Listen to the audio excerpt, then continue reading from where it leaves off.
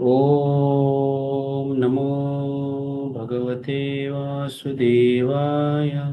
ओम नमो भगवते वासुदेवाय। ओम नमो भगवते वासुदेवाय। नारायणं नमस्कृत्य नरं चैव नरोत्तमं देवीं सरस्वतीं व्यासं ततो जयमुदीरये।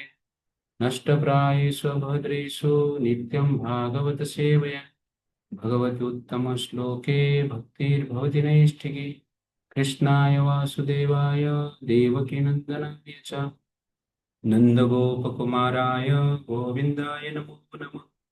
ॐ अज्ञानतिमिरान्धस्य ज्ञानञ्जनशलाकया चक्षुरुन्मिलितं येन तस्मै श्रीगुरवे नमः। नमो विष्णुपादाय कृष्णप्रेष्ठाय भूतले श्रीमते भक्तिवेदान्त स्वामिनिति नामिने। नमस्ते सारस्वती देवे गौरवाणी प्रचारिणे निर्विशेषशून्यवादी पाश्चात्यदेशतारिणे। नमो महावदान्याय कृष्णप्रेमप्रदायते कृष्णाय कृष्णचैतन्य नाम्ने गौरतिसे नमः। पञ्चतत्त्वात्मकं कृष्ण भक्तरूपस्वरूपकं भक्तावतारं भक्ताख्यं नमामि भक्तशक्तिकम्। हे कृष्ण करुणा सिन्धो दीनबन्धो जगत्पते गोपेश गोपिका कान्त राधाकान्त नमस्तुते। तप्त काञ्चन गौराङ्गी राधे वृन्दावनेश्वरी वृषभानुसुते देवी प्रणमामि हरिप्रिये। वंशाकल्पतरुभ्यश्च कृपा सिन्धुभ्य एव च पतितानां पावनेभ्यो वैष्णवेभ्यो नमो नमः। जय श्री कृष्ण चैतन्य प्रभु नित्यानंद श्री अद्वैत गदाधर शिवासादि गौर भक्तवृंद। हरे कृष्णा कृष्णा कृष्णा हरे हरे हरे राम राम राम हरे हरे। हरे कृष्णा। सारथ्य अर्जुनस्य यो कुर्वन् गीतामृता ददौ लोकत्रयोपकाराय तस्मै ब्रह्मात्मने नमः। हरे कृष्णा समस्त भक्त हम हार्दिक स्वागत करते हैं इस कार्यक्रम में। तो लास्ट टाइम हमने गीता का फर्स्ट चैप्टर का फर्स्ट वर्स डिस्कशन किए थे, mentality of A ignorant person. Dhritarashtra उवाच धर्मक्षेत्रे कुरुक्षेत्रे समावेतयोत्सवः मामका पांडवा चैव किमकुर्वत संजय। तो धृतराष्ट्र ने कहा कि धर्म क्षेत्र और कुरुक्षेत्र में मेरे पुत्र और पांडव के पुत्र, पांडु के पुत्र एक साथ आकर क्या किए। तो इसका डिटेल्स हमने देखा था। उसमें हमने meaning of Arjun, meaning of विषाद, धृतराष्ट्र का तात्पर्य, धर्म क्षेत्र, उसके साथ साथ कुरुक्षेत्र के बारे में डिस्कशन किया था। समावेता, use life is a war और फाइट, और माम का पांडव के बारे में डिस्कशन किया था। तो इस चैप्टर में फर्स्ट वर्स में हमने ये देखा generally Dhritarashtra represents mode of ignorance, basis of living, living with knowledge और लिविंग विद इग्नोरेंस। ये दो टाइप का लिविंग संसार में है। तो लिविंग विद इग्नोरेंस में हम रहते हैं, दैट मीन्स फॉल्स ईगो के द्वारा हम जीते हैं, that is miss identification, bodily conception नहीं जीते हैं, आत्मा का विचार ही उसमें रहता नहीं है। और उसका जो फल क्या होता है, दैट इज एग्जैक्टली क्या है, धृतराष्ट्र। मान लो कोई आत्मा के ऊपर विश्वास भी करता है, लेकिन उसके लिए प्रायोरिटी बॉडी ही होता है, वो भी मोड ऑफ इग्नोरेंस में ही जीता। That is the example of Dhritarashtra. और जो इग्नोरेंस पर रहते हैं उनका कैरेक्टर क्या है, अटैचमेंट है, me and mind mentality, partiality mentality, selfishness है, action against scripture, enviousness and desire even by destruction. और रिजल्ट क्या है, no happiness in this world and next world. This is the nature of living with ignorance. तो living with knowledge means spiritual concepts, elevation for the soul, and result is happiness in this world and next world. Therefore the life lesson, the first verse में ये है, ignore your ignorance, otherwise ignorance will ignore. हम अज्ञान को दूर करना चाहिए, नहीं तो अज्ञान हमें दूर कर देगा, भगवान से दूर कर देगा, सुख से दूर कर। इसलिए इग्नोरेंस को कंट्रोल करना अत्यंत आवश्यकता है। और इग्नोरेंस को कंट्रोल करने के लिए नॉलेज की आवश्यकता है, गीता की आवश्यकता है।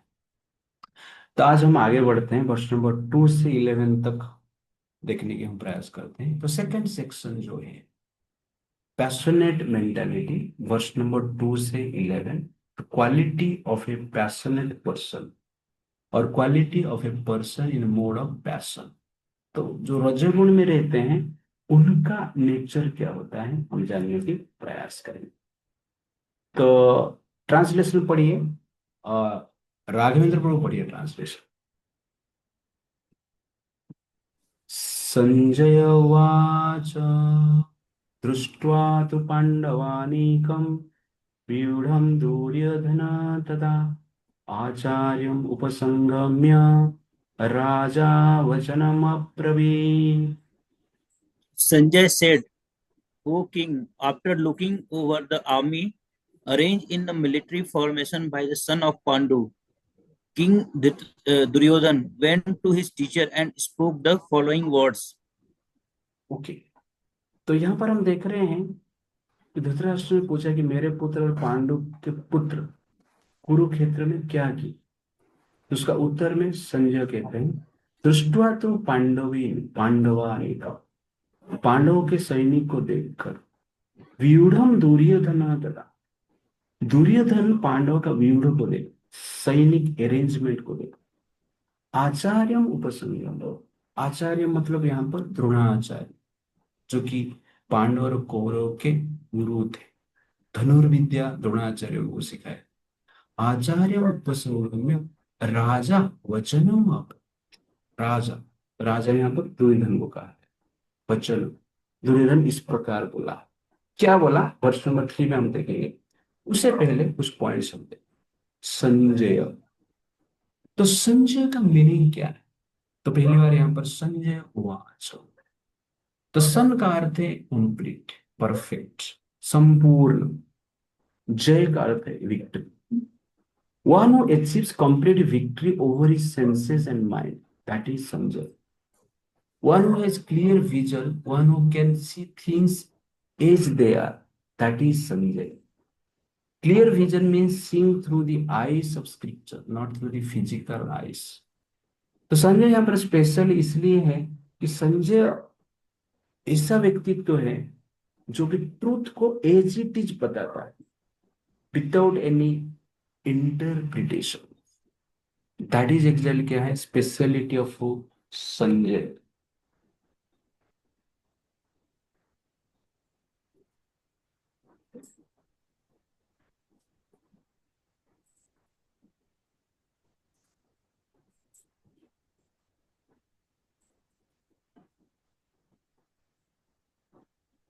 तो संजय गीता जनरली कुरुक्षेत्र में सुने और उसके पश्चात धृतराष्ट्र को बता रहे, जो गीता की हम सुन रहे।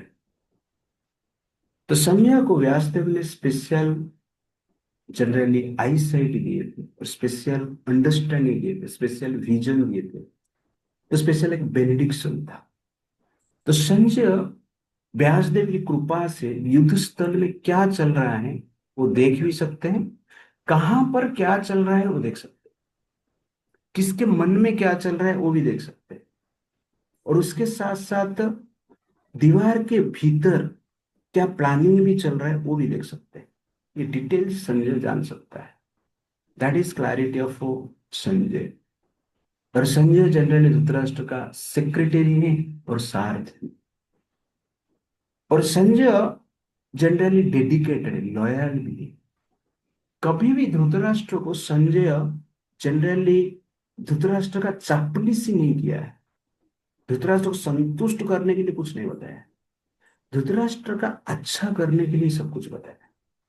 तो संजय का डायरेक्शन में धृतराष्ट्र को प्रति समय बताता था कि पांडवों के साथ आप जनरली कलह मत कीजिए, ये आपका ही विनाश का कारण बनेगा। पांडव धर्म का प्रतीक है और भगवान कृष्ण उनके पक्ष में, इसलिए आप उनके साथ युद्ध करेंगे, आपका पतन निश्चित है। तो पांडव के पक्ष में, धृतराष्ट्र के पक्ष में रहकर पांडव का ही गुणगान करता था, और ट्रुथ जो है, सत्य जो है, उसका ही जनरली क्या करता था, उपदेश देता था। लेकिन अंत में संजय लास्ट दिन युद्ध भी किया है। किसके अगेंस्ट में युद्ध किया है? पांडवों के अगेंस्ट में युद्ध। 18th डे में जनरली संजय क्या करता है, युद्ध करता है, पांडवों के अगेंस्ट में युद्ध करता है, और पांडव संजय को बांध ले। बाद में व्यासदेव जी आते हैं, और व्यासदेव की कृपा से जनरली क्या है, संजय को मुक्त किया जाता है। फिर से वो 18 डेज के एंड में जाता है, किसके पास, धृतराष्ट्र के पास जाता है, और डिटेल्स 18 डेज में क्या क्या हुआ है बताता है। तो एक तरफ से पांडव का लॉयल्टी देख, वो सत्य का आचरण कर रहा है, लेकिन अपना जो राजा है, मालिक ही, उसके प्रति फेथफुल था। Therefore, Sanjay is impartial personality, and he can see the things as they are. That is Sanjay. Duryodhan, तो दुर्योधन शब्द का अर्थ है very difficult to defeat in battle.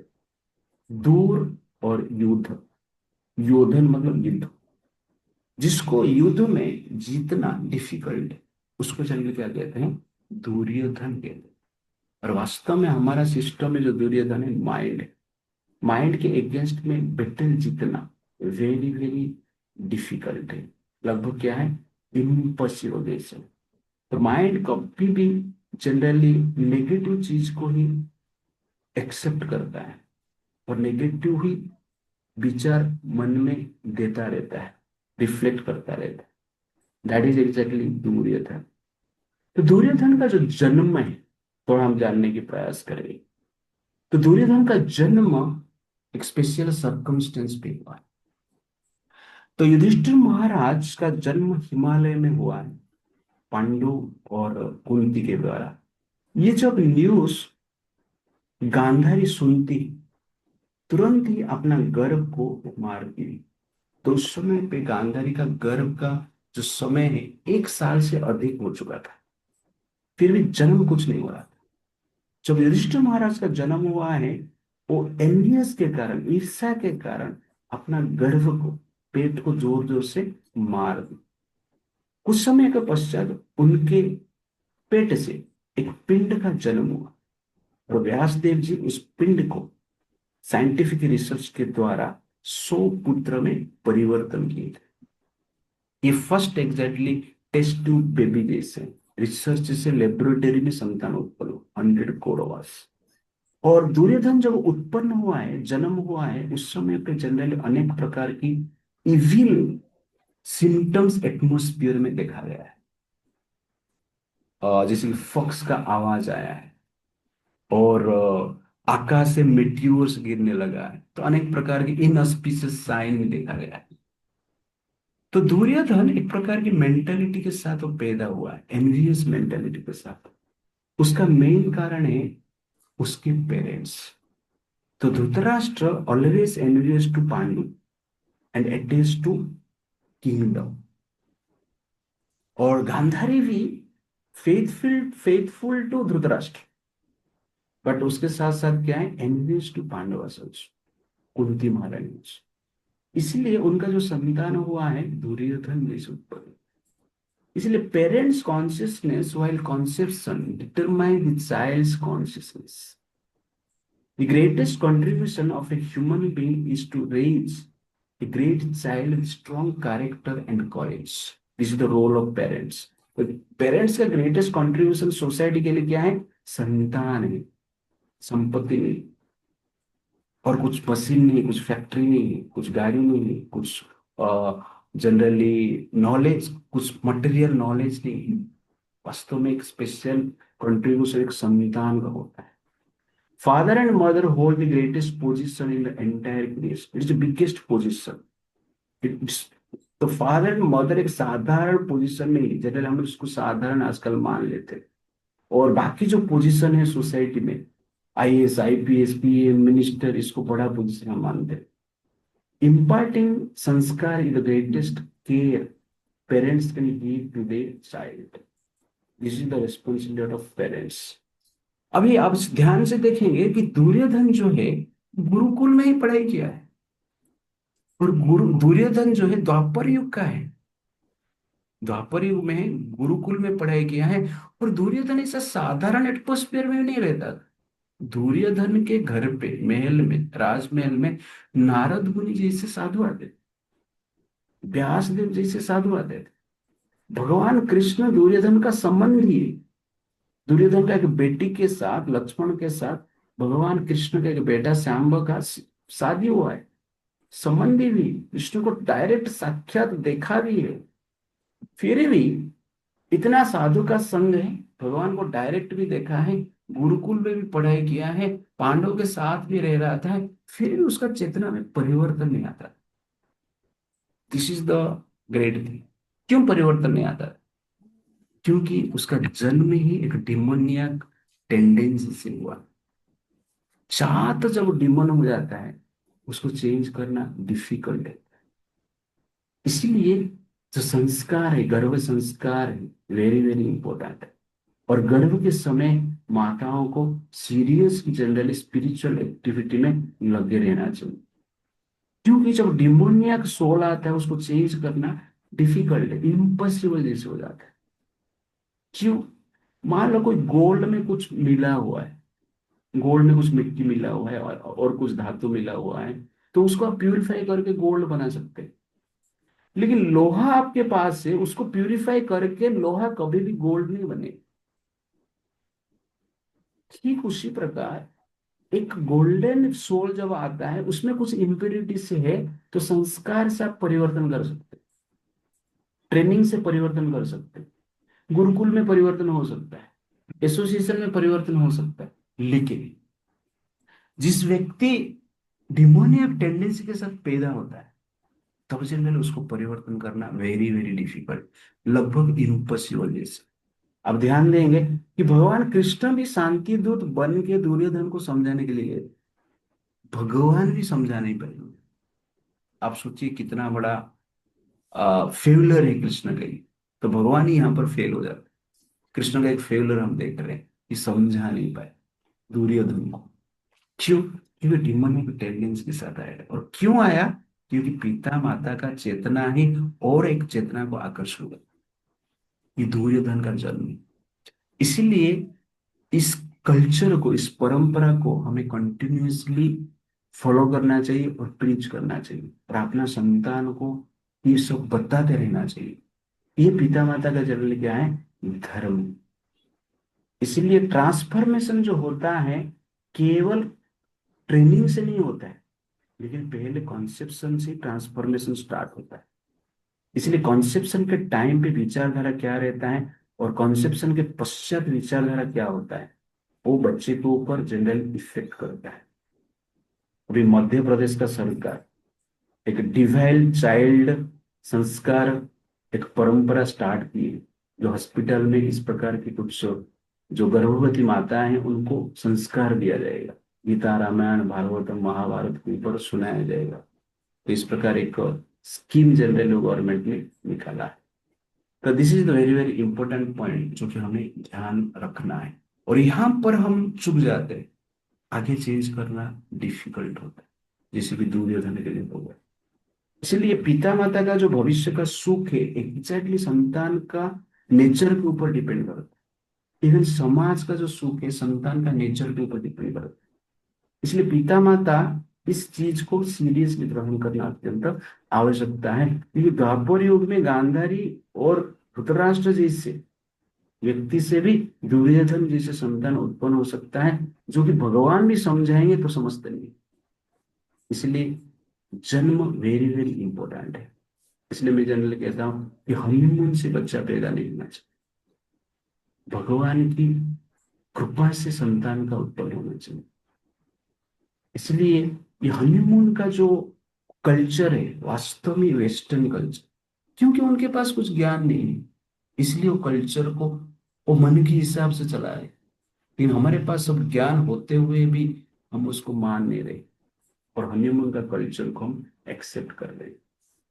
इसलिए विवाह के पश्चात व्यक्ति को क्या करना चाहिए कि भगवान का प्रेसेस को यात्रा करना चाहिए, और कंसेप्शन से पहले पिता माता को प्रिपरेशन होना चाहिए। भागवतम से, रामायण से, महाभारत से, भगवान का नाम जप से, ऐसा 6 महीना, कम से कम 6 महीना या 1 साल तक प्रिपेयर होना चाहिए, उसके बाद कंसेप्शन करना चाहिए। तो marriage is a biggest responsibility and biggest institution और ग्रेटेस्ट कंट्रीब्यूशन। और ग्रेटेस्ट कंट्रीब्यूशन क्या है? एक संस्कारी संतान, एक पर्सन विथ कैरेक्टर एंड कॉरेज, वो सब आवश्यकता है। और जो पांडव जो पैदा हुए, लास्ट टाइम मैंने बताया था, प्रॉपर कॉन्शियसनेस से पैदा हुए। तो पांडु महाराज जन्म लेने से पहले विचार करते मुझे क्या चाहिए। तो पहले उन्होंने विचार किए कि समाज के लिए धर्म की आवश्यकता, इसलिए युधिष्ठिर महाराज को जन्म देने के लिए यमराज का अधीन। उसके बाद धर्म का रक्षा करने के लिए क्या चाहिए? मुझे बल चाहिए, इसलिए वायुदेव का आराधना करके भीम को प्राप्त। अभी धर्म भी है, बल भी है, लेकिन उसके साथ साथ क्या है? भक्ति भी चाहिए, कृष्ण भक्त मुझे चाहिए, इसलिए इंद्र का आराधना करके अर्जुन को प्राप्त। तो इस प्रकार प्लानिंग कर रहे, इसको कहते हैं फैमिली प्लानिंग। हम तो, हमारे तो फैमिली प्लानिंग नहीं है। फैमिली प्लानिंग वास्तव में ये है कि अच्छे संतान उत्पन्न करने के लिए प्लान करना, that is family planning. This is very very important. तो दुर्योधन सोल्जर्स को देख के डर गया था। तो इस वर्ष में आप देखेंगे यहाँ पर शब्द यूज किया गया है, व्यूढ़म दुर्योधन तदा। तो व्यूढ़ को देखकर, अरेंजमेंट को देखकर दुर्योधन क्या है? डर गए कि पांडवों के पास जनरल 7 अक्षौणी सेना है, बड़ा सेना है।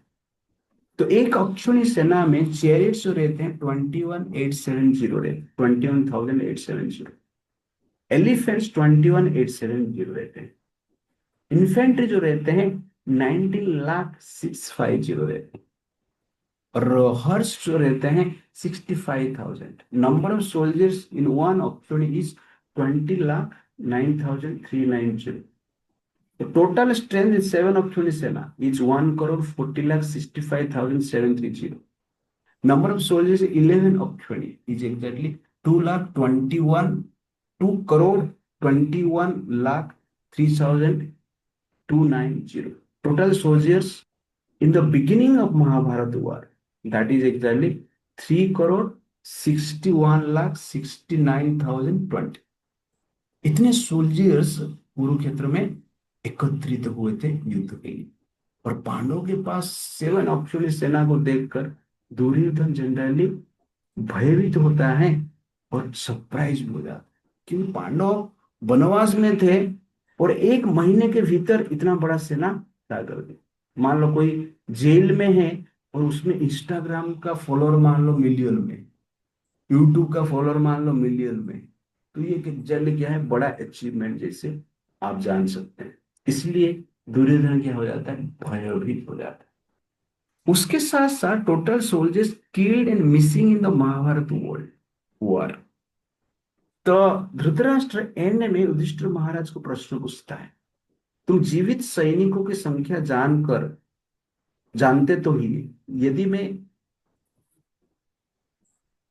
यदि मरे हुए की संख्या जानते हो तो मुझे बताओ। ये बताता है जनरल, महाभारत का ये मैं कट करके लिया है। धृतराष्ट्र पूछता है, तो युधिष्ठिर महाराज कहते हैं कि एग्जैक्टली कितना सैनिक मरे। वो कहते हैं 10 अयुतानाम अयुतम सहस्राणि सह विंशतिः कोटिश्चः षष्टिशः षट् चैव अस्मिन् राजन युद्धे हताः। इस प्रकार वो कहते हैं। कितना है संख्या मरे हैं? राजन, इस युद्ध में 1,66,20,000 योद्धा मारे गए। 166 करोड़ योद्धा मारे गए। और उसके बाद वो कहते हैं 24,165 लापता है। इस प्रकार युधिष्ठिर महाराज के बाद में धृतराष्ट्र पूछता है कि आपको ये सब ज्ञान कैसे? तो कहते हैं ये जो कैलकुलेशन है, कैसे क्या करना है, एक ऋषि से मैंने सीखा था वनवास में, और उसके अनुसार मुझे जनरली पता चलता है कितने मरे। तो दैट इज एग्जैक्टली क्लैरिटी। तो ये प्रमाण करता है ये स्टेटमेंट कि महाभारत युद्ध में स्टार्टिंग में जनरली 18 अक्षौणी सेना थी, पर बीच बीच में बहुत सारा सेना का एड हुआ है। जैसे नारायणी सेना ही 10 करोड़ का सेना था। जैसे कि जो भगवान कृष्ण का सेना दुर्योधन को दिया गया था, उसमें ही 10 करोड़ थे। तो टोटल तो 3 करोड़ समथिंग हो रहा है, लेकिन बीच बीच में जनरल क्या है, बाकी सैनिक एड हो गए थे। इट्स लाइक दैट, ये प्रमाण करता है। ये सबको देखकर दुर्योधन जनरली क्या है, भयभीत था, फियरफुल था। तो संसार में एक फियर जो है, भय भी है जो साधारण है। और इस संसार को भय का संसार कहा जाता है। लगभग इस संसार में हर व्यक्ति भय के द्वारा पीड़ित।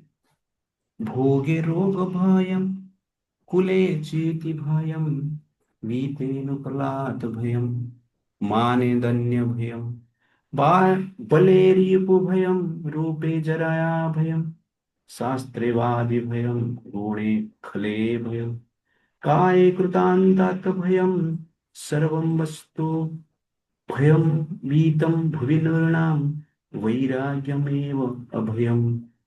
तुम्हारा शास्त्र इस प्रकार कहता है, भोगे रोग भय। जो भोग करने के प्रति अटैच्ड है वो रोग से भय करता है, क्योंकि रोग होगा तो भोग नहीं कर पाएगा। कुल है चिति भय। जो कुल के प्रति अटैच्ड है वो जनरली क्या करते हैं, decline of status, high status से स्टेटस डाउन हो जाएगा, इसके लिए भय विपरीत है। वीते नुपलात भय, धनवान व्यक्ति जनरल राजा को भय करते हैं, टैक्स ज्यादा लग जाएगा। और जनरली क्या है, चोर को भी भय करते हैं, क्योंकि टैक्स ले लेंगे और चोर चोरी करके ही ले लेगा, तो इसके लिए वो भी भय रहता है। धन कमाना भी कष्टदायक है, धन को संचय करना भी कष्टदायक है, उसको खर्चा करना भी कष्टदायक है। चोरी हो गया तो सबसे बड़ा कष्ट है। इसलिए धन आप देखेंगे हर स्थिति में एक पेनफुल सिचुएशन में व्यक्ति को रखता है। माने दैन्य भय, जो मान सम्मान के प्रति अटैच्ड है वो अपमान को जनरली क्या करते हैं, भय करते हैं। बले विपिन भय, जो बलवान व्यक्ति है शत्रु को भयभीत करते हैं। रूपे जराया भय, जो रूपवान व्यक्ति है वास्तव में वो किसको भय करते हैं, वृद्धावस्था को भय करते हैं। और संसार में रूप सबका नष्ट होने वाला, जितने भी आज सुंदर दिख रहे हैं लेकिन मिस वर्ल्ड दिख रहे हैं, उसके बाद जनरली क्या है, they will miss the world and miss the beauty also. That is the point. Okay. शास्त्रवादी भय, जो ज्ञानी व्यक्ति है फिलोसोफर से डिबेट के लिए भयभीत रहते, हार जाएंगे तो प्रॉब्लम। गुणे खला भय, जो गुणवान व्यक्ति, चरित्रवान व्यक्ति, उनका चरित्र नष्ट हो जाएगा इसलिए वो भयभीत रहते। काय कृतांत भय, और जो शरीर के प्रति अटैच है मृत्यु को भय करते। सर्वम वस्तु भयम अनिमितम भुवि दुर्णम, इस संसार में हर वस्तु भय का कारण होता है। वैराग्यम एवं अभयम, इसलिए कहा जाता है वैराग्य। वैराग्य मतलब डिटैचमेंट। डिटैचमेंट से ही व्यक्ति फियरलेस लाइफ जी सकता है। तो more is the detachment, more is the fear, and less is the detachment, less is the fear, and full detachment, no fear. That is actually क्या है, life of Pandavas, life of generally devotees. इस प्रकार Duryodhan army को देखकर भयभीत हो गया था। और एक पॉइंट यहां पर है, रिसर्चफुल एंड सक्सेसफुल। तो दुर्योधन ने, आप देखेंगे, रिसोर्स को चॉइस किया। दुर्योधन के पास रिसोर्सेस ज्यादा है, 11 अक्षौहिणी सेना है। और भगवान कृष्ण के पास जो मांगने के लिए दुर्योधन गया था, उस समय भी भगवान को क्या मांगा, जनरली नारायण सेना मांगा। तो आप देखेंगे दुर्योधन जब मांगने के लिए भगवान के पास गए थे, ये कभी हुआ था, ये जनरली शांति दूत से पहले हो गया। भगवान जो शांति दूत के लिए गए थे उससे पहले गए थे। तो युद्ध का प्रिपरेशन शांति शांति का प्रयास से पहले ही हो चुका है, एंड में शांति का प्रयास के लिए किया गया। तो जब दुर्योधन पहुंचा है द्वारका में, भगवान कृष्ण आराम कर रहे थे। और दुर्योधन जनरली भगवान के सर के पास जाके बैठा। ये जनरली अहंकारी व्यक्ति का लक्षण है, वो लोग सर के पास ही बैठते हैं और उनको क्या चाहिए, कुछ प्राप्त, उनको चाहिए कुछ भौतिक शक्ति कुछ चाहिए, इसलिए भगवान के पास जाते। और दूर्य अर्जुन भी ठीक उस समय आता है, थोड़ी देर आता है, लेकिन भगवान के चरण के पास बैठे। ये जनरली भक्त का लक्षण है, वो भगवान का चरण के पास बैठे, क्योंकि चरण वास्तव में व्यक्ति को प्रोटेक्ट कर। तो एक बार एक केवट था, और केवट हर दिन मछली पकड़ता था। तो जाल फेंकता था, जाल फेंकता, बहुत सारे मछली को पकड़ लेता है। लेकिन उसमें 10-12 मछली थे, वो कभी भी पकड़ में नहीं आते थे। तो बाकी मछली उसको पूछ रहे थे, यार तू पकड़ में कभी नहीं आता है, इसका कारण क्या है? तो दोनों 10-12 मछली बोल रहे हैं, इसका कारण सिंपल है, जो केवट आता है, हम देख लेते हैं केवट को, और हम क्या करते हैं, केवट के चरण के पास जाके बैठ जाते।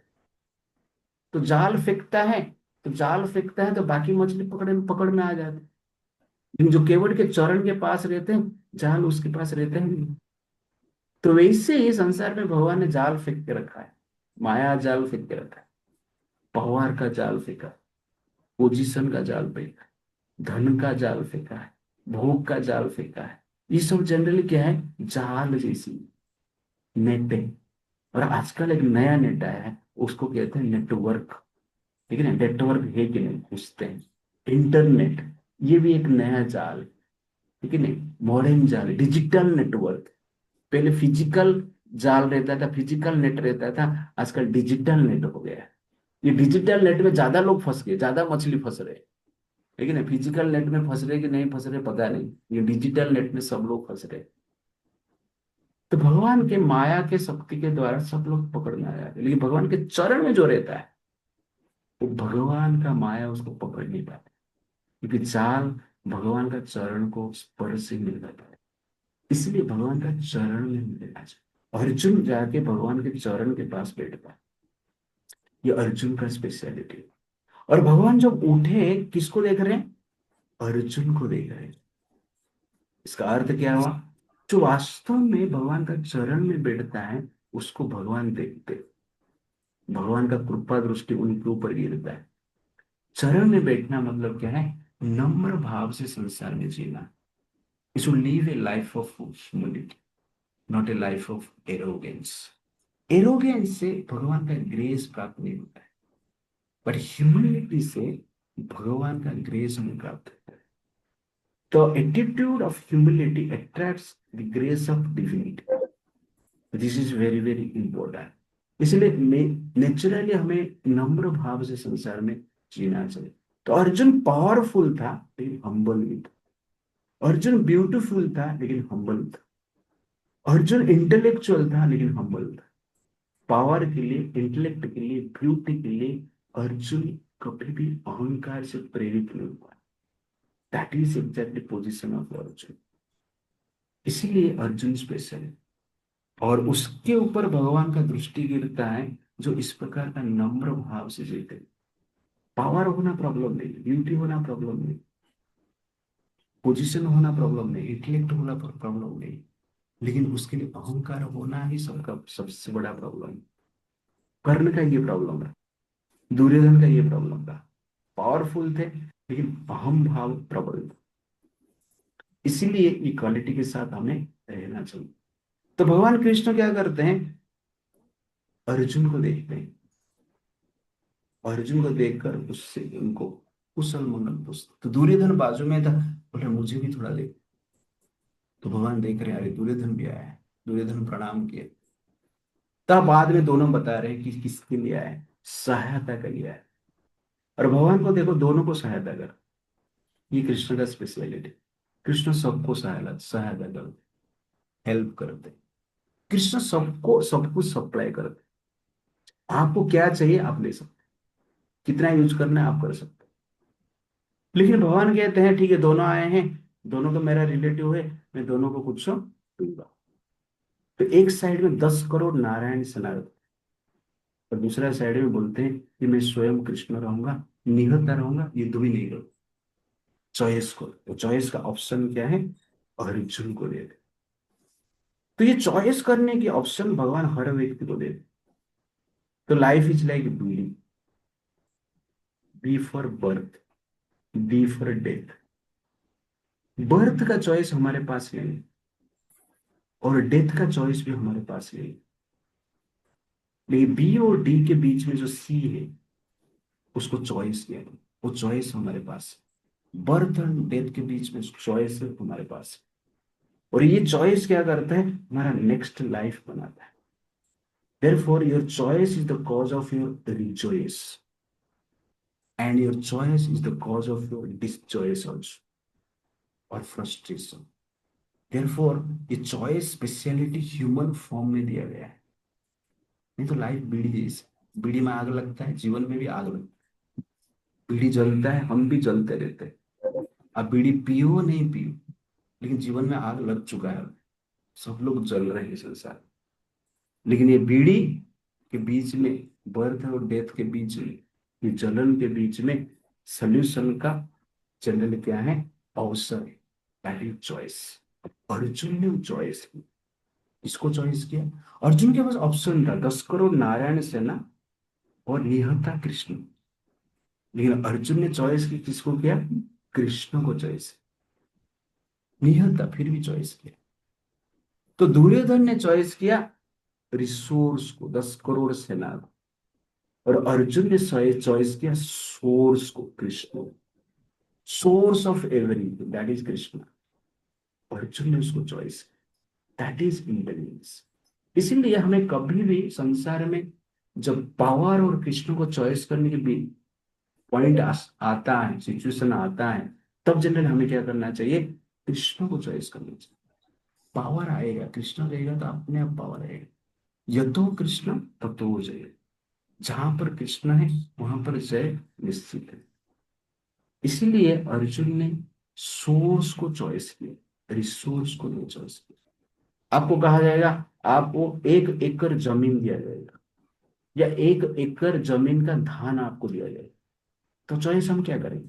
बुद्धिमान व्यक्ति जनरली 1 एकड़ जमीन को चॉइस करें, 1 एकड़ धान को रिजेक्ट कर देंगे। क्योंकि 1 एकड़ जमीन रहेगा तो सोर्स है, तो रिसोर्स आता रहेगा। तो ठीक उसी प्रकार कृष्ण के साथ हमारा कनेक्शन है, तो रिसोर्स अपने आप आएगा। और अर्जुन ने कृष्ण को चॉइस किया, इसीलिए अर्जुन सक्सेस हुआ। तो रिसोर्सफुल होना सक्सेसफुल नहीं है। वास्तव में कृष्ण को एक्सेप्ट करना, दैट इज सक्सेस। अर्जुन ने वहां पर जब कृष्ण को चॉइस किया, दैट इज एग्जैक्टली सक्सेस। तो having Krishna means A successful life.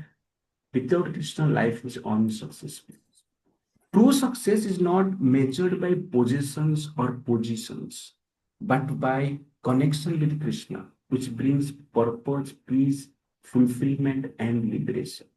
Success is not real success, and failure is not real failure.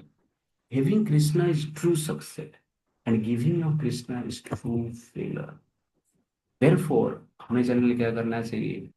इस चीज को जानकर रिसोर्स के प्रति अटैच नहीं रहना चाहिए, सोर्स के प्रति अटैच रहना चाहिए। प्रभुपाद सिंपल कहते हैं कि अब जीरो कलेक्शन किया है, 1000 जीरो आपने कलेक्शन कर दे, वैल्यू क्या है? जीरो ही। तो 1000 जीरो आप कलेक्शन कीजिए, 1 करोड़ जीरो कलेक्शन कीजिए, टोटल जीरो ही होता है। लेकिन आपने 2-3 जीरो कलेक्शन किया, लेकिन उससे पहले आपको एक भी रखा, एक भी कलेक्शन, तो 2-3 जीरो के आगे जब एक रख देते, दैट इज क्या है? 1000 मिल जाते। तो वो एक क्या करता है? बाकी जीरो को वैल्यू देता है। वो एक आप निकाल दीजिए, वो जीरो का वैल्यू कुछ नहीं, कितना भी जीरो रह लेकिन एक आगे लगा देंगे, आपके पास जितना जीरो है उसका वैल्यू हो जाता है।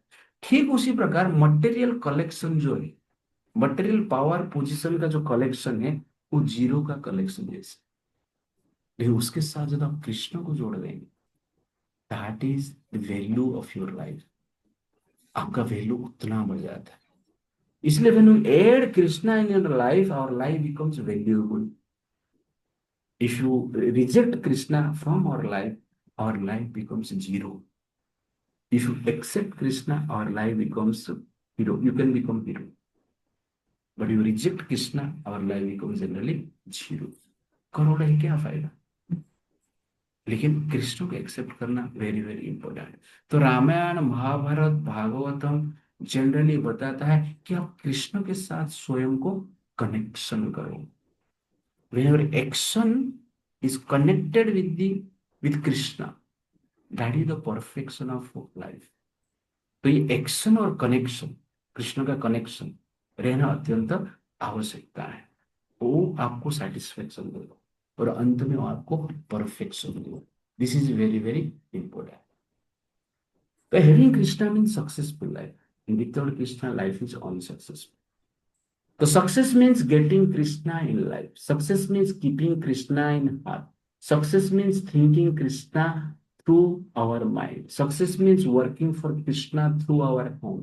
Success means hearing Krishna through our ear. Success means seeing Krishna through our eyes. Success means bowing down Krishna by our, that is success. ये ह्यूमन फॉर्म देखेंगे ना, एग्जैक्टली ये भगवान ने सक्सेस के लिए दिया है, ये स्पेशलिटी। ह्यूमन को आप बोलेगे मैं गरीब हूं, प्रॉब्लम नहीं है, गरीब हुआ तो आंख दिया भगवान ना, कृष्ण को देखो, दैट इज सक्सेस। अब धनवान हो गए लेकिन आंख से कृष्ण को देखा नहीं, दैट इज फेलियर। कान आपके पास, लेकिन भगवान की कथा सुन, गरीब हो या धनवान, पुअर हो या रिच हो, कुछ प्रॉब्लम नहीं। लेकिन इस शरीर में जो भी अंग दिया गया है वास्तव में उसको कृष्ण के लिए यूज करने के लिए दिया गया, that is success of life. इसलिए कभी कोई भी व्यक्ति आक्षेप नहीं कर सकता है कि भगवान ने मुझे कुछ नहीं दिया। अरे भगवान ने हमें मनुष्य शरीर दे दिया, दैट इज सक्सेस। इस शरीर को हम कैसे यूज करते हैं, दैट इज इम्पोर्टेंट। शरीर को जब हम प्रॉपरली कृष्ण के लिए यूज करते हैं, that is perfection of human life. भाग्य और कुछ नहीं है, भाग्य धन प्राप्त करना भाग्यवान नहीं है, मनुष्य शरीर ही प्राप्त कर लेना भाग्यवान। लेकिन भाग्यवान बन के भाग्यवान को भगवान के लिए हम यूज करते हैं। जब ये वास्तव में मनुष्य शरीर को भगवान के लिए यूज करते हैं, दैट इज भाग्यवान, अदरवाइज दुर्भाग्य। क्योंकि देवता भी प्रार्थना करते हैं स्वर्ग में, वो कहते हैं कि हमें भी भारतवर्ष में जन्म होना चाहिए, मनुष्य जन्म हमें चाहिए। देवता का पोजीशन मिल गया लेकिन भगवान नहीं मिला, दिस इज द प्रॉब्लम। देवता का पोजीशन मिल गया, भगवान नहीं मिले, दैट इज दुर्भाग्य। इसलिए संसार में भाग्यवान जनरली होने का सबसे बड़ा प्रूफ है कि मनुष्य शरीर मिला, मनुष्य शरीर मिला, स्पेशली भारत में मिला, और भी बड़ा भाग्यवान। भारत में मिला स्पेशली, आप इस्कॉन के साथ कनेक्ट हुए, साधु के साथ कनेक्ट हुए, और बड़ा भाग्यवान। ये सब होने के बाद भी हम कुछ कर नहीं पाते हैं, भक्ति नहीं कर पाते, इससे बड़ा दुर्भाग्य और कुछ नहीं।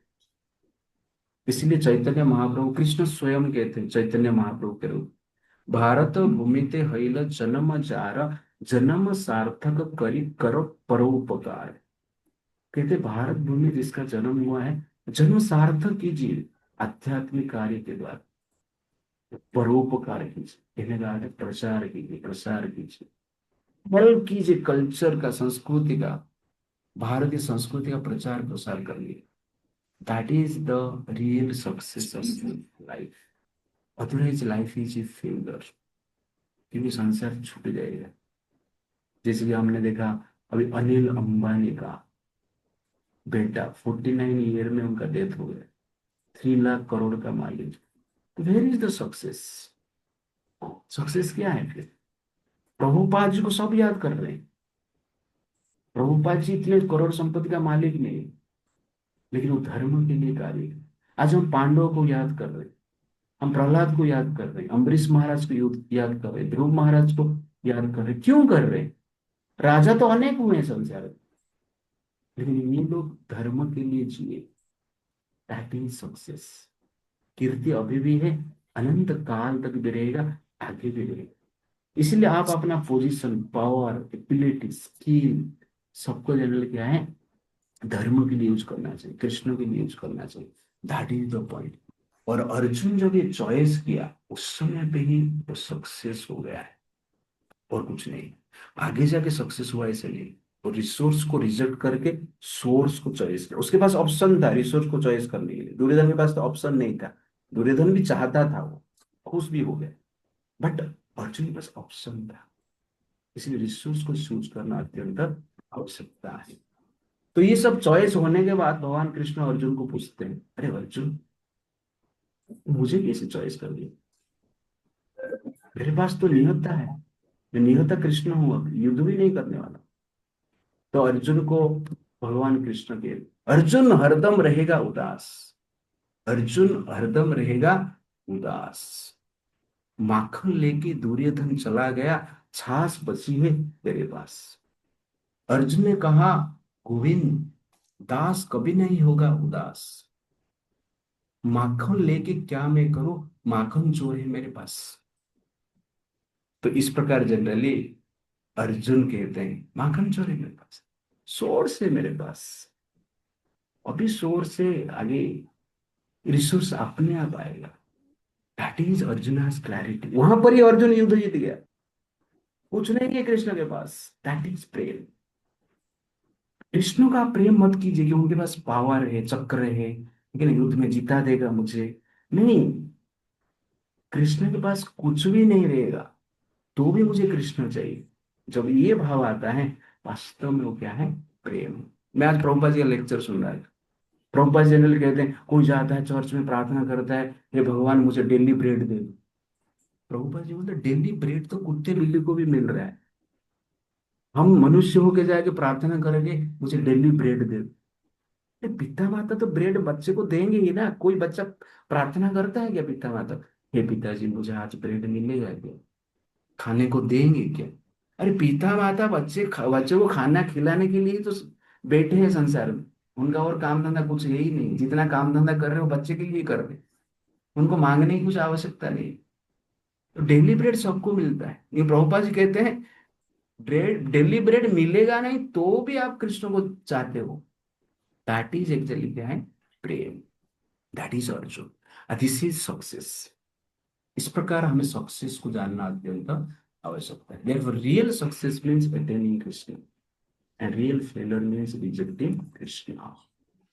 व्यूढ़म, व्यूढ़ शब्द यहाँ पर आया है। व्यूढ़ मतलब क्या है, डिफरेंट व्यूढ़ बना जाता है, अरेंजमेंट, सैनिक अरेंजमेंट होता था।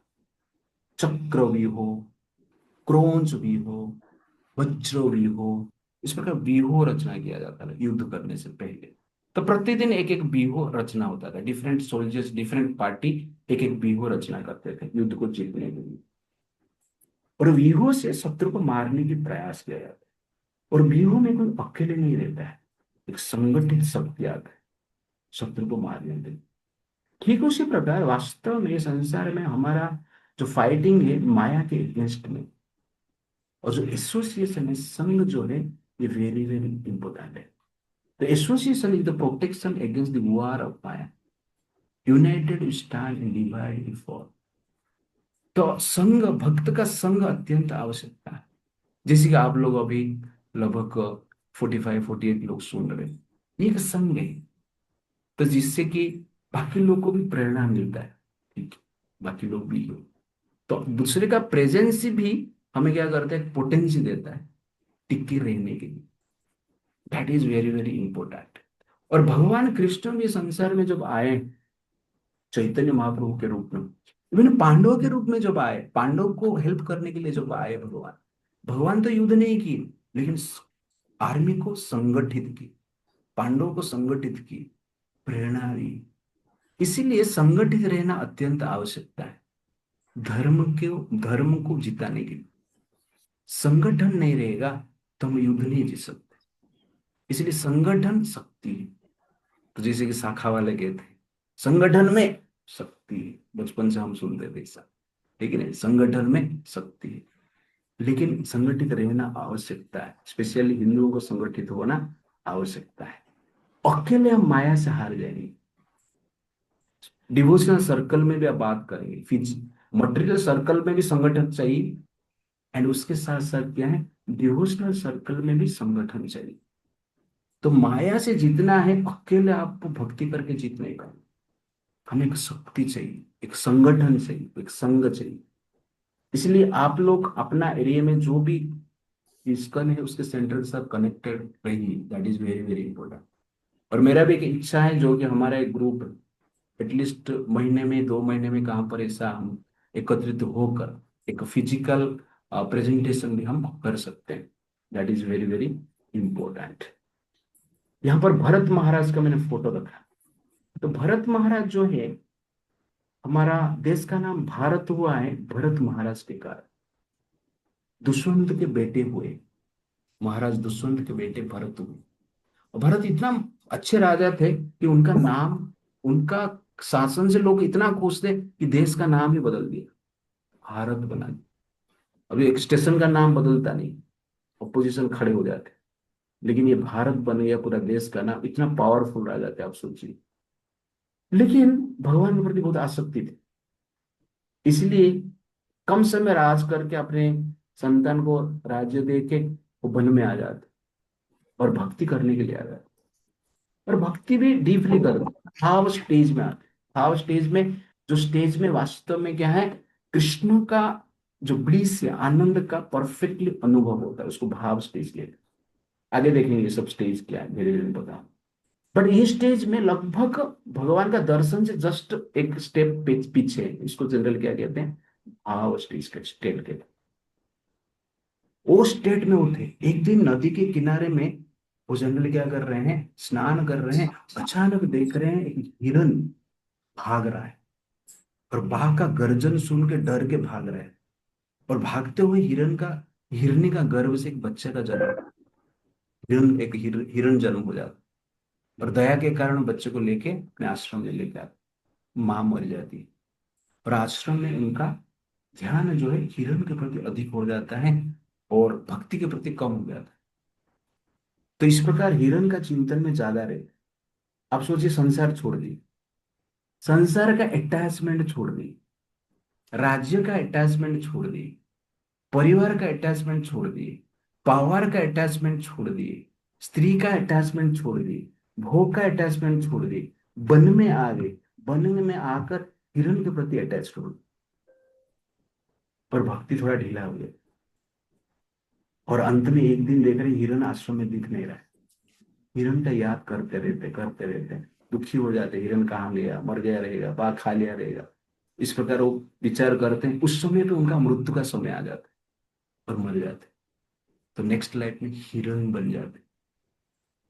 ये जनरली पावर ऑफ टाइम। सोचिए भरत महाराज कितना बड़े राजा है, लेकिन छोटा सा गलती हुआ, छोटा सा डिस्ट्रैक्शन हो गया, पूरा रिजल्ट ही चेंज हो गया। That is the problem.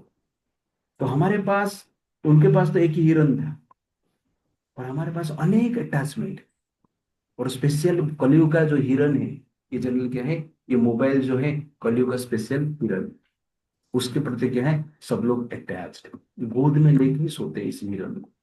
इस हिरन जब तक गोद में नहीं आता है तब तक नींद भी नहीं आता है। हिरन के प्रति सब लोग क्या है, अटैच्ड। और बाकी तो हिरन मिलते रहते हैं, हिरनी मिलते रहते हैं। कॉलेज में हो, ऑफिस में हो, दुकान में हो, बाजार में हो, कहाँ पर भी हो, वो तो चलता रहता है। ये भी एक हिरन है। बहुत सारे हिरन हो गए, क्या करेंगे। सब सब हिरन के पीछे पड़े हैं, इसलिए सब लोग क्या है, हैरान भी। जितने जितने लोग हिरन के पीछे पड़ेंगे, जितने ज्यादा पड़ेंगे, उतना हैरान ही रहेंगे संसार। और ये भरत महाराज क्यों ऐसा हो गया, क्योंकि अकेले वो साधना कर रहे थे। That is the problem. तो आचार्य कहते हैं वो अकेले साधना कर रहे थे, इसलिए उनको गाइड करने के लिए कोई नहीं था। इतने भाव स्टेट में रहकर भी नीचे गिर गए, हिरण बन गए। इसलिए हमें एसोसिएशन चाहिए, संग चाहिए। भक्ति के लिए संघ की आवश्यकता है। और ये संघ आप लोग को क्रिएट करना है। हमेशा नहीं बोल सकते संघ हम संघ नहीं है प्रभु, मैं क्या क्या करूँ। क्रिएट कीजिए आप। ऑनलाइन तो क्रिएट किया, डिजिटल संघ तो हुआ है, ऑफलाइन भी होना चाहिए। और ऑफलाइन नहीं होगा, हमारा भक्ति ऑफ हो जाएगा। इसलिए भक्ति को ऑन करके रखने के लिए ऑफलाइन संगठन आवश्यकता है, एसोसिएशन आवश्यकता है। This is very very important. इसलिए हम एसोसिएशन को भी ध्यान देना अत्यंत आवश्यकता है। वर्ष नंबर 3, पश्येतां पांडुपुत्राण आचार्यं महतीं चमु व्यूढ़ं द्रुपदपुत्रेण तव शिष्येन धीमता। O my teacher, behold the great army of the son of Pandu, so expertly arranged by your intelligent disciple, the son of Drupad. तो यहाँ पर दुर्योधन क्या कहता है? पश्यताम पांडुपुत्राणाम, द्रोणाचार्य को कहता है कि पांडु पुत्र को आप देखिए, व्यूढ़म द्रुपद पुत्र ने तव शिष्य में भी, आपके शिष्य द्रुपद का पुत्र धृष्टद्युम्न ने कितना अच्छी तरह से अरेंजमेंट किया है, व्यूढ़ बनाया है। तो इस प्रकार दुर्योधन कहता है। तो ये सेक्शन को हम ले रहे हैं पैशनेट मेंटालिटी। जो रजोगुण में रहते हैं वो भयभीत रहते हैं, पहले हमने देखा कि, और वीडियो को देख के भय हो गया। जो रजोगुण में ज्यादातर रहते हैं वो संसार के प्रति भय रहते, कुछ खोलेगा, जिससे कि हमने भय का डिस्क्रिप्शन दिया है। और रजोगुण का क्या है, एक नेचर क्रिटिसिज्म। यहाँ पर दुर्योधन क्या कर रहा है, अपना गुरु द्रोणाचार्य को ही क्रिटिसाइज कर, कैसे क्रिटिसाइज कर रहे हैं? वो कहते हैं कि आपका बुद्धिमान शिष्य द्रुपद का पुत्र ये व्यूढ़ बना है। और धृष्टद्युम्न का नाम नहीं ले रहा है, द्रुपद का नाम ले रहा है। क्यों ले रहा है? कि द्रुपद और द्रोणाचार्य के बीच में क्या है, रिफ्ट है, शत्रुता है। पहले मित्र थे, बाद में शत्रु बने कुछ अपमान के कारण। और द्रुपद ने द्रोणाचार्य को मारने के लिए एक पुत्र को उत्पन्न किया, दैट इज एग्जैक्ट क्या है, धृष्टद्युम्न। तो दुर्योधन ये बताना चाहता है यहाँ पर क्रिटिसाइज करते हुए, बोल रहा है कि आप बुद्धिमान नहीं, आप बुद्धिमान होते थे, धृष्टद्युम्न को युद्ध का कला सिखाते थे क्या? आपको मारने के लिए वो पैदा हुआ है, और आप मारना कैसे उसका विद्या सिखा रहे हो। आपसे बढ़कर बुद्धिहीन व्यक्ति संसार में है ही नहीं। इस प्रकार वो क्रिटिसाइज कर रहा है। इसलिए कहता है व्यूढ़म द्रुपद पुत्र ने तब शिष्य ने धीमता, आपका बुद्धिमान शिष्य, आप बुद्धिमान नहीं, आपने ही युद्ध सिखाया उसको, और आपके अगेंस्ट में ही लड़ रहा है। और जन्म में भी इसे ही लिया था वो, आपको पता है, ये न्यूज तो आपको पता है पहले से। क्या करते हैं, क्रिटिसाइज करते हैं। तो रजोगुण में जो रहते हैं एक दूसरे को क्रिटिसाइज करते रहते हैं, और ये criticize is very very difficult, it creates a difficult situation in our life.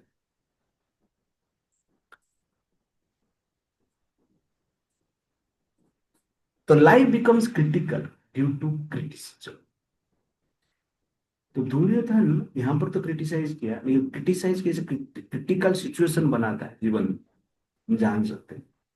तो द्रौपदी का वस्त्रहरण के समय दुर्योधन ने एक शब्द बना, द्रौपदी का क्रिटिसाइज किया। क्या किया था? अरे तुम्हारे तो 5 पति है यार, और एक करने में क्या प्रॉब्लम, मेरे जंघे पे आके बैठ जाए। इस प्रकार वो जनरली दुर्योधन ने बोला था। दुर्योधन स्पेशली बोला था कि मेरे जंघे पे आके बैठ जाओ आप। और भगवान ने इसको नोट कर दिया, और उस समय पे भगवान भीम को ही इंस्पायर कर, और भीम वहां पर प्रतिज्ञा लेते, तेरे जंघ को मैं क्या करूंगा, तोड़ दूंगा। That is actually power of grace. यहाँ पर क्रिटिसाइज किया, 12 साल के बाद, 13 साल के बाद भगवान क्या करते हैं, उसको दंड देते हैं। अंत में महाभारत युद्ध में जंघा को तोड़ दिया जाता है। और वो जंघे को बचाने के लिए दुर्योधन ने प्लान भी किया गांधारी के द्वारा, स्टोरी अलग है। पूरा शरीर तो वज्र बन गया गांधारी के सतीत्व के पावर से, लेकिन जो जंघा था, हाई था, वो नहीं बन पाए, भगवान का इंटरफेरेंस। तो ये जनरली क्रिटिसिज्म का परिणाम। तो हम क्रिटिसाइज करेंगे तो जीवन क्रिटिकल बन जाता है। इसलिए मैं, ये जो निंदा करने की भाव, गसिप करने की भाव है, परनिंदा करने की भाव है, उसको छोड़ना चाहिए। जो जितना परनिंदा से बचेगा वो उतना शीघ्र परमेश्वर की ओर बढ़ेगा। परमेश्वर और परनिंदा एक साथ नहीं हो सकता है, इसलिए परनिंदा से हमें बचना है। परमेश्वर का हम गुणगान करेंगे लेकिन पर को निंदा करते रहेंगे, दैट इज प्रॉब्लम एक्चुअली। हमें परमेश्वर की ओर लेके नहीं जाएगा। इसलिए पर निंदा को छोड़ना अत्यंत आवश्यक। और कर्ण भी क्रिटिसाइज किया, 5 5 पति है, और एक हो जाएंगे तो क्या प्रॉब्लम। इसलिए भगवान ने कर्ण को भी मिटा दिया। निंदा करते हैं तो वास्तव में क्या करते हैं, भगवान उसको नोट करते हैं। और ये निंदा शब्द से ही सिचुएशन ऐसा क्रिएट होता है कि जीवन में हमारा अनेक प्रकार की क्रिटिकल सिचुएशन आ जाती है। इसलिए हमें क्रिटिसिज्म से दूर रहना, ये रजोगुण का प्रभाव से होता है। द्रोणाचार्य का जन्म कैसे हुआ मैं थोड़ा बताऊंगा यहाँ पर, इसके बाद हम सेशन खत्म करेंगे। तो द्रोणाचार्य का जन्म जो है भरद्वाज ऋषि से हुआ और एक द्रोण से हुआ। घृताची नामक एक अप्सरा को देखकर भरद्वाज ऋषि थोड़ा विचलित हो जाते हैं, एजिटेट हो जाता है उनका मन, उनका स्पर्म क्या हुआ, डिस्चार्ज हो जाता है। और उस स्पर्म को वो क्या करते हैं, एक द्रोण में कलेक्ट करते हैं। तो ये घृताची का अट्रैक्शन से विचलित तो हुए हैं, लेकिन ये इंसिडेंट बताता है कि भरद्वाज ऋषि का पावर कितना है। तो द्रोण में वो स्पर्म को रखते हैं और अपना इंटेलिजेंस से, अपना योगिक शक्ति से, तप शक्ति से उस स्पर्म से ही एक संतान को उत्पन्न करते हैं। उसको जनरली क्या कहते हैं, द्रोण कहते हैं। तो द्रोणाचार्य द्रोण से उत्पन्न हुए, इसलिए उनको द्रोण कहा जाता है। तो आजकल द्रोण द्रोण नहीं है, आजकल ड्रोन है, ड्रोन। लेकिन पहले द्रोणाचार्य थे, आजकल ड्रोन आचार्य है ना। ड्रोन को चलाने वाला, ड्रोन का फैक्ट्री बहुत हो गया है और ड्रोन से ज्यादा युद्ध चलता रहता है। हम जैसे कि ऑपरेशन सिंदूर में आप देख रहे हैं, तो ड्रोन ज्यादा आ गए हैं, बट द्रोणाचार्य का इस प्रकार जन्म हुआ है। और द्रोणाचार्य आप देखेंगे कि उनको मारने के लिए धृष्टद्युम्न ने जन्म लिया है। लेकिन द्रोणाचार्य क्या कर रहे हैं, धृष्टद्युम्न को युद्ध कला सिखा रहे हैं, विचलित नहीं होने। ये भी वेरी वेरी इंपॉर्टेंट है। ज्ञान और knowledge keeps us in happy state, not power. Ignorance keeps us unhappy even when we have power and wealth. तो द्रोणाचार्य नॉलेज में थे, वो जानते थे मृत्यु को हम मार नहीं सकते, इसलिए मृत्यु के साथ मुझे लड़ाई नहीं करना है। और मृत्यु को ट्रेनिंग दे रहे थे कि युद्ध कला था, कैसे युद्ध कैसे करना, मारना कैसे है। धृष्टद्युम्न को भी ट्रेनिंग दे रहे थे, जो मारने के लिए पैदा हुआ, किसको, Dronacharya. That is called peace. इसे पीस है, दैट इज एक्चुअली क्या है, पावर ऑफ नॉलेज। आत्मज्ञान का ये पावर, आत्मज्ञान के ऊपर फेथ का ये पावर है। मृत्यु को कभी हम हरा नहीं सकते, मार नहीं सकते। कंस का आप देखेंगे ना, उल्टा है। कंस को मारने वाला कभी आएगा, अष्टम गर्भ में आएगा। कंस लगभग 20-30 साल, लगभग 20 साल जनरली क्या है, चिंता में ही रहा, फ्रस्ट्रेशन में रहा, टेंशन में ही रहा। मृत्यु को मारने के लिए प्रयास किया, अंत में मर गया, भगवान उसको मारा। तो कंस 20 साल टेंशन में रहा, फ्रस्ट्रेशन में रहा, क्योंकि वो मृत्यु को मारने की प्रयास, मृत्यु को कोई कभी मार ही नहीं सकता। द्रोणाचार्य ने अपना मृत्यु को ही ट्रेनिंग दे रहे थे, हाउ टू डू मृत्यु। This is called knowledge. तो नॉलेज से हमें पीस मिलता है, शांति मिलती है, पावर और पोजीशन से नहीं मिलता। कंस के पास तो पावर था, पोजीशन था, लेकिन अशांत था, क्योंकि नॉलेज उसके पास रहेगा। इसलिए knowledge is very very essential. Diplomacy, तो यहाँ पर दुर्योधन क्या कर रहा है, अपना द्रोणाचार्य को डिप्लोमेटिकली बता रहा है। आचार्य के पास जा रहा है और बताएगा कि हमारा आर्मी इतने हैं और पांडव का आर्मी ये है, सब डिटेल्स आगे बताएगा। लेकिन मन में क्या है, एक डिप्लोमेटिक। क्यों, क्योंकि द्रोणाचार्य को लेस इंटेलिजेंस कहता है, उसके साथ साथ क्या है, आचार्य करके संबोधन भी करता है, प्रणाम भी करता है। लेकिन तो डिप्लोमेसी का अर्थ है कि sweet behaviour with bitter motives, selfless behaviour with selfish motives, friendly behavior with inimical motives, deploying a mesh with a sweet, friendly and selfless behavior or action, that is diplomacy। पर politics में ये diplomacy की आवश्यकता है, that is very very essential. तो इस प्रकार जो रजोगुण में रहता है, उनका नेचर क्या रहता है, डिप्लोमेटिक रहता है। उनका जनरल क्या रहता है, क्रिटिसाइज करने की मेंटेलिटी रहती है, और वो फियरफुल है। और आगे हम देखेंगे रजोगुण में और क्या क्वालिटीज है, हम देखेंगे नेक्स्ट टाइम। हरे कृष्णा, श्री प्रभुपाद की जय। तो थैंक यू वेरी मच। तो यहाँ पर हम समाप्त करते हैं आज का सेशन।